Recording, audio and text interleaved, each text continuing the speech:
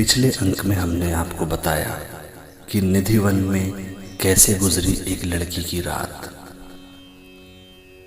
आज हम आपको निधिवन की सच्ची कहानी के बारे में बताएंगे, जिसमें कि एक ऐसा अलौकिक चमत्कार हुआ जिसे सुनने के बाद आपको ये पूर्ण रूप से विश्वास हो जाएगा कि निधिवन में अभी भी भगवान श्री कृष्ण गोपियों और राधा रानी आकर रास करती हैं।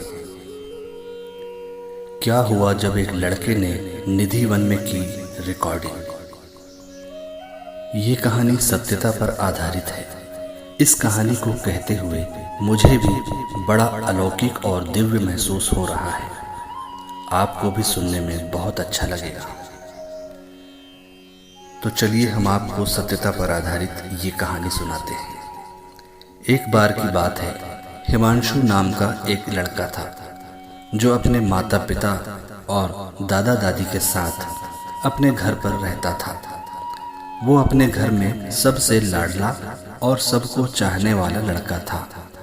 घर वाले भी उससे बहुत प्यार करते थे क्योंकि वो घर में इकलौता लड़का था। उसके दादा दादी को भी उससे बहुत प्यार था। हिमांशु जब भी रात को सोने जाता तो अपने दादा दादी से कहानी सुनने की जिद करता और वो कहानी उसकी दादी भगवान श्री कृष्ण और निधिवन की कहानियां उसे सुनाती। उसे विश्वास नहीं होता कि निधिवन में ऐसी अलौकिक घटनाएं होती हैं, पर उसकी दादी उससे कहती कि बेटा, भगवान की लीला तो केवल वही जानते हैं, क्या कर दे ये कोई नहीं जानता। पर यह सत्य है कि निधिवन में अभी भी भगवान कृष्ण, राधा रानी और गोपियां रास करती हैं, परंतु उसे अपनी दादी का पूरा विश्वास नहीं होता है। और ऐसे ही दिन बीतते जाते हैं। धीरे धीरे वो लड़का 18 साल का हो जाता है। एक बार उसके दोस्त की बहन की शादी, जो कि वृंदावन में थी, उसके दोस्त ने हिमांशु को अपनी बहन की शादी के लिए वृंदावन आने का निमंत्रण दिया।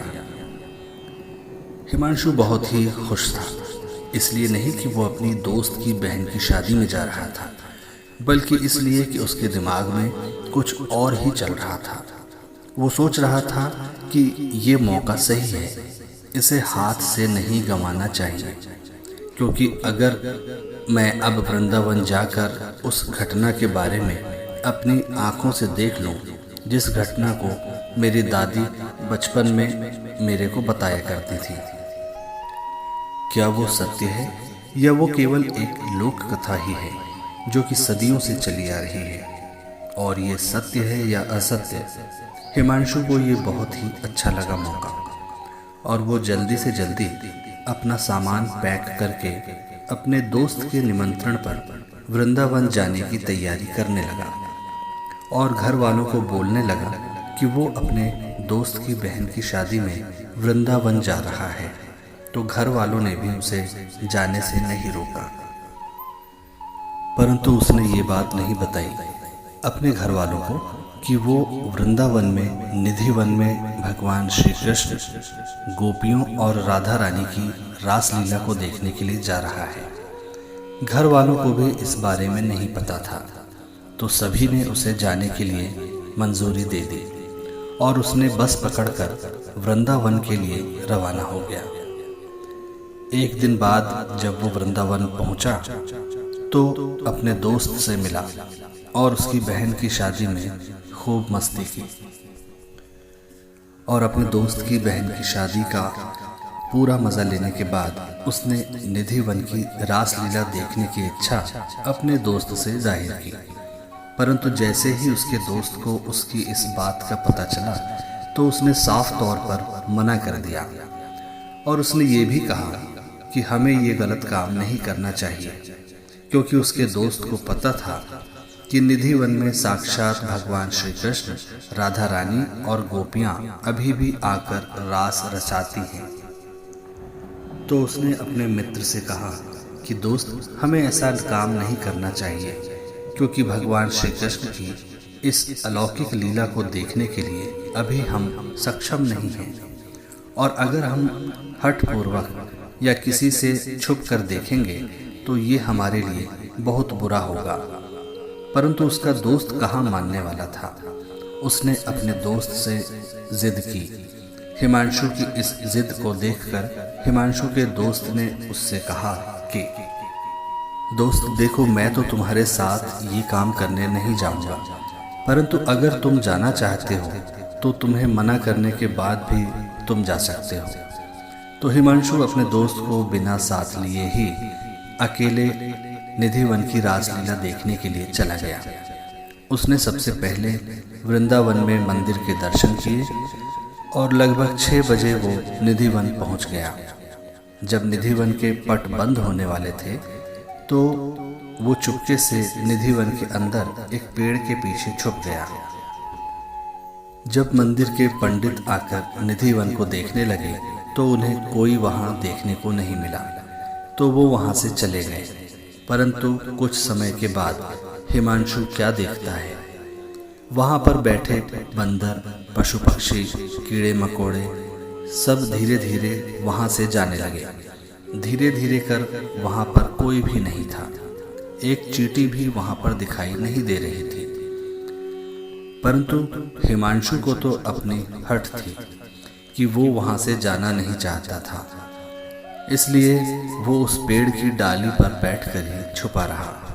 कुछ देर बाद जैसे ही अंधेरा हुआ, एक पेड़ की लता से एक तीव्र प्रकाश प्रकट होने लगा। हिमांशु को लगा कि ये उसका वहम होगा, इसलिए वो पेड़ की डाल के पीछे से देखने लगा, परंतु उसे कुछ खास दिखाई नहीं दिया। धीरे धीरे वहां पर स्थित पेड़ अपना रास्ता बदलने लगे और अपना आकार भी बदलने लगे। हिमांशु को खुद पर विश्वास नहीं होने लगा और वहां पर घुंघरू की आवाज आने लगी। हिमांशु ये देखकर बहुत ही डर गया। कुछ देर बाद जब हिमांशु ये देख रहा था तो अचानक उसका सर भारी होने लगा और वो बेहोश होने लगा। परंतु हिमांशु सोचने लगा कि अगर मैं बेहोश हो जाऊंगा तो कुछ भी देख नहीं सकूंगा, इसलिए वो बेहोश होने से पहले अपने मोबाइल से रिकॉर्डिंग चालू कर देता है और वो बेहोश होकर वहां पर गिर जाता है। उसके बाद जब उसकी आंखें खुलती हैं तो वो अपने घर पर होता है और उसे बेहोश हुए करीब 10 दिन हो चुके हैं। ये देखकर वो बहुत आश्चर्य में पड़ जाता है और जब वो अपने घर वालों को निधिवन की सत्य घटना के बारे में बताने के लिए बोलना शुरू करता है तो वो अचानक जोर से रोना शुरू कर देता है और वो किसी भी प्रकार उस घटना के बारे में अपने परिवार को नहीं बता पा रहा था।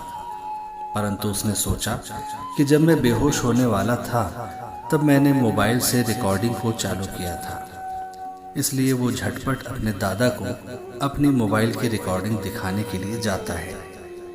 परंतु जब वो रिकॉर्डिंग दिखाना शुरू करता है तो वहां पर कुछ भी रिकॉर्ड नहीं हुआ था। ये देखकर हिमांशु को निधिवन की सत्य घटना के बारे में विश्वास हो जाता है और उसे ये भी पता चल जाता है कि आज भी भगवान श्री कृष्ण, राधा रानी और गोपियां निधिवन में आकर रास रचाते हैं। इस घटना के बाद में हिमांशु का जीवन एकदम से बदल जाता है। हिमांशु भगवान श्री कृष्ण पर पूर्ण रूप से विश्वास करने लगता है और वो अपने निधिवन में छुपकर देखने के इस महापाप के लिए पश्चाताप भी करता है और वो भगवान से प्रार्थना भी करता है कि हे प्रभु, मैं जो गलत काम किया हूँ उसके लिए मुझे क्षमा कर दीजिए। और धीरे धीरे हिमांशु के जीवन में फिर से सब सही होने लगता है। आज हमने आपको जो हिमांशु की कहानी बताई है ये सत्यता पर आधारित है। इस कहानी को हमने अपने बड़े बुजुर्गों के द्वारा सुनी है और वो कहते हैं कि ये कहानी पूर्ण रूप से सत्य है। हिमांशु आज भी जीवित है।